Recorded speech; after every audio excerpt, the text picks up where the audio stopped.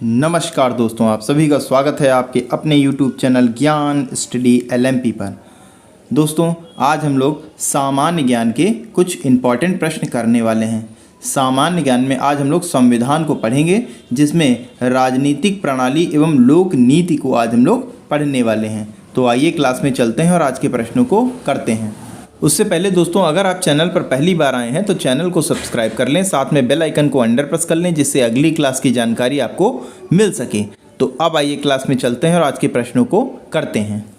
आज का हमारा पहला प्रश्न है, निम्नलिखित में से किस अधिनियम के अंतर्गत भारतीय विधान परिषद को बजट पर बहस करने की शक्ति प्राप्त है? आपके ऑप्शन हैं भारतीय परिषद अधिनियम 1861, भारतीय परिषद अधिनियम 1892, भारतीय परिषद अधिनियम 1909 और भारत शासन अधिनियम 1919। तो दोस्तों, इस प्रश्न का सही जवाब हो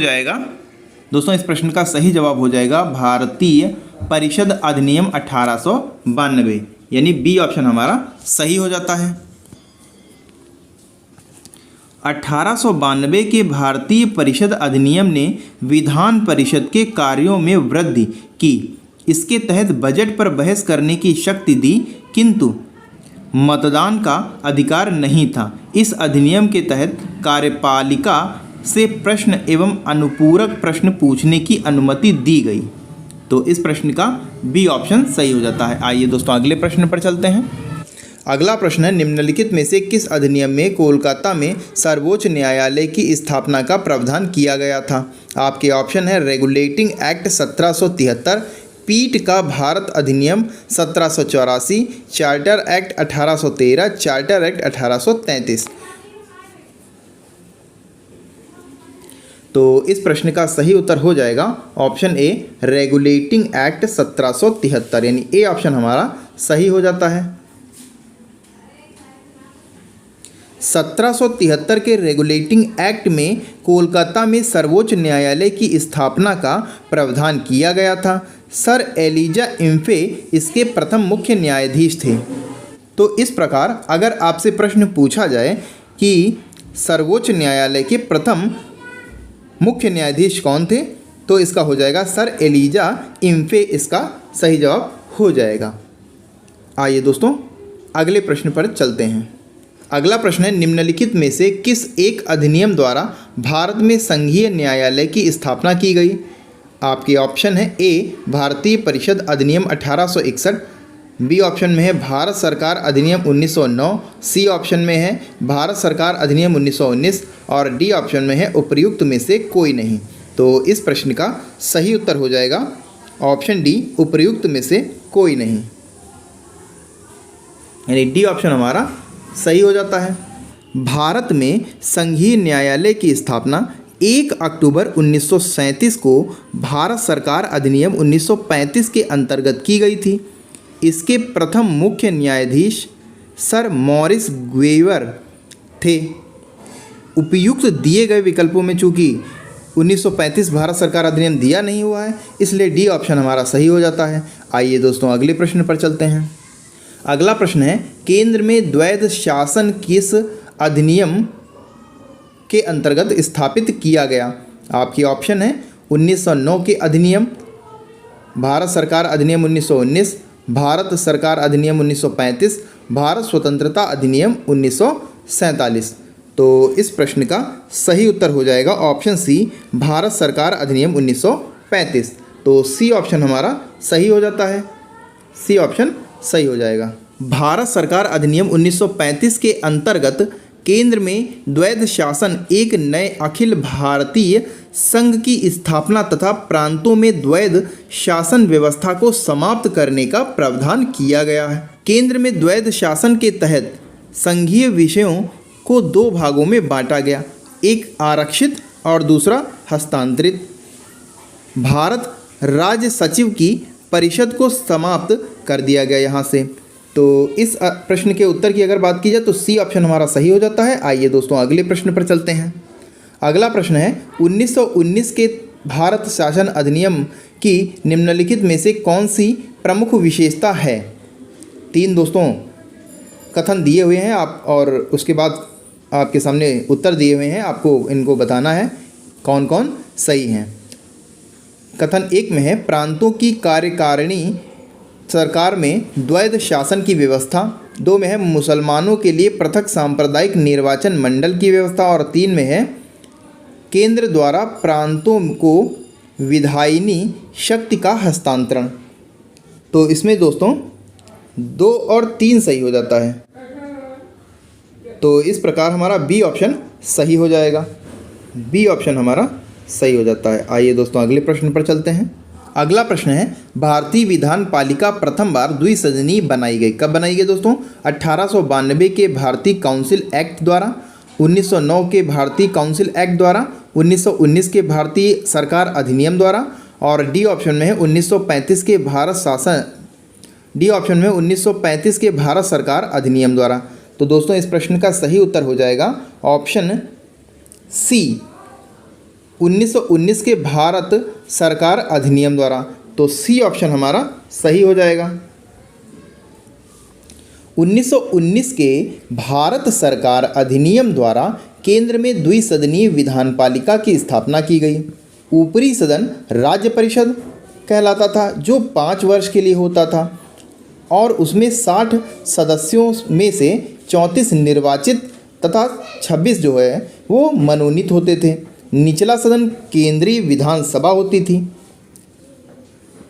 जो 3 वर्ष के लिए होता था, और इसमें 144 सदस्य होते थे, जिसमें 104 निर्वाचित होते थे तथा 40 मनोनीत होते थे।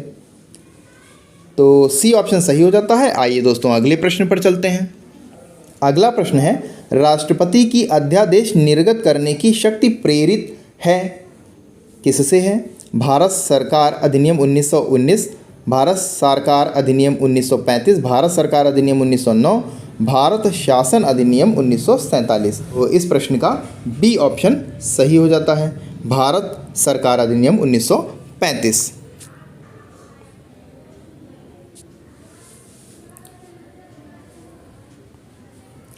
यद्यपि ब्रिटिश भारत में गवर्नर जनरल को 1861 के भारत परिषद अधिनियम से ही विधान परिषद की अनुमति के बिना अध्यादेश जारी करने की शक्ति प्राप्त थी, परंतु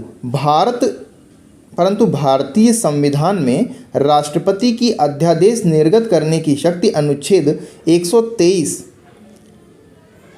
भारत सरकार अधिनियम 1935 की धारा 42 से प्रेरित है। तो बी ऑप्शन सही हो जाता है। आइए अगले प्रश्न पर चलते हैं। दोस्तों अगला प्रश्न है किस अधिनियम ने भारतवासियों को अपने देश में प्रशासन में कुछ हिस्सा लेना संभव बनाया? Charter act 1833, charter act 1813, C option में गवर्नमेंट ऑफ इंडिया एक्ट 1818, और डी ऑप्शन में इंडियन काउंसिल एक्ट 1807। तो इस प्रश्न का सही उत्तर हो जाएगा option A, charter act 1833। A option सही हो जाएगा। चार्टर एक्ट 1833 की साधारण धाराओं में सबसे महत्वपूर्ण धारा संख्या 87 थी, जिसमें यह कहा गया कि किसी भी भारतीय अथवा क्राउन की देशज प्रज्ञा को अपने धर्म, जन्म स्थान, वंशानुक्रम, वर्ग अथवा इनमें से किसी एक कारणवश कंपनी के अधीन किसी स्थान, पद अथवा सेवा के अयोग्य नहीं माना जा सकेगा। कालांतर में राजनैतिक आंदोलन में 1833 एक्ट की धारा प्रशासन में भागीदारी हेतु मुख्य आधार बनी। आइए दोस्तों अगले प्रश्न पर चलते हैं। दोस्तों अगला प्रश्न है भारत के संविधान में केंद्र और राज्यों के बीच किया गया शक्ति का विभाजन इनमें से किसमें उल्लेखित योजना पर आधारित है? आपके ऑप्शन हैं, ए ऑप्शन में है मार्ले मिंटो सुधार 1909, बी ऑप्शन में है मॉन्टेग्यू चेम्सफोर्ड अधिनियम 1909, सी में है भारत सरकार अधिनियम 1935, और डी ऑप्शन में है भारत स्वतंत्रता अधिनियम 1947। तो दोस्तों इस प्रश्न का सही उत्तर हो जाएगा ऑप्शन सी, भारत सरकार अधिनियम 1935, यानी सी ऑप्शन सही हो जाता है। ब्रिटिश शासनकाल के दौरान 1935 का भारत शासन अधिनियम पारित किया गया, जिसमें केंद्र और राज्यों के बीच शक्ति का बंटवारा किया गया। राज्य में द्वैध शासन समाप्त कर केंद्र में द्वैध शासन लागू किया गया। इसमें एक अखिल भारतीय महासंघ स्थापित करने का प्रावधान शामिल किया गया था। इस संघ का निर्माण तत्कालीन ब्रिटिश भारत के प्रांतों, चीफ कमिश्नर प्रांतों एवं देशी रियासतों से मिलाकर होना था, परंतु यह व्यवस्था लागू नहीं की जा सकी। ये दोस्तों अगले प्रश्न पर चलते हैं। अगला प्रश्न है, एक संघीय व्यवस्था और केंद्र में द्वैध शासन भारत में लागू किया गया। ये तो दोस्तों पिछला ही प्रश्न लगभग मिलता जुलता है। इसमें सही जवाब था सही जवाब हो जाएगा इसमें 1935, यानी सी ऑप्शन हमारा सही हो जाएगा। आइए दोस्तों अगले प्रश्न पर चलते हैं। अगला प्रश्न है, 1935 के अधिनियम द्वारा स्थापित संघ में अवशेष शक्तियां किसको दी गईं? संघीय विधान पालिका को, प्रांतीय विधानमंडल को, गवर्नर जनरल को, प्रांतीय गवर्नरों को? तो दोस्तों इस प्रश्न का सही उत्तर हो जाएगा गवर्नर जनरल को। तो सी ऑप्शन हमारा सही हो जाता है। 1935 के भारत सरकार अधिनियम द्वारा स्थापित होने वाले संघ में अवशिष्ट शक्तियां गवर्नर जनरल को प्रदान की गई थीं। तो सी ऑप्शन सही हो जाता है। आइए दोस्तों अगले प्रश्न पर चलते हैं। अगला प्रश्न है, निम्नांकित में से कौन सा एक भारत सरकार अधिनियम 1935 में स्वीकार किया हुआ महत्वपूर्ण और स्थायी अवयव नहीं है? देश के लिए लिखित संविधान, विधानमंडल के लिए निर्वाचित एवं जवाबदेह प्रतिनिधि, एक संघ की योजना पर विचार, विधानमंडल के लिए सरकारी सदस्यों का समावेशित किया जाना। तो दोस्तों इस प्रश्न का सही उत्तर हो जाएगा ऑप्शन ए, देश के लिए लिखित संविधान। संविधान का लिखित होना आवश्यक नहीं है, तो ए ऑप्शन हमारा सही हो जाता है। भारत शासन अधिनियम 1935 के में लिखित संविधान का उल्लेख नहीं था। भारत के लिए संविधान का सर्वप्रथम उल्लेख क्रिप्स मिशन द्वारा किया गया था। अन्य तीनों विकल्प भारत शासन अधिनियम 1935 में समाहित हैं। तो ए ऑप्शन सही हो जाता है। दोस्तों आज के लिए बस इतना ही। कैसी लगी आज की क्लास कमेंट करके ज़रूर बताएं, और अगर अच्छी लगे तो लाइक करें। और दोस्तों अगर आप चैनल पर पहली बार आए हैं तो चैनल को सब्सक्राइब कर लें, बेल आइकन को अंडर प्रेस कर लें, जिससे अगली क्लास की जानकारी आपको मिल सके। मिलते हैं अगली क्लास में, तब तक के लिए नमस्कार। जय हिंद, जय भारत।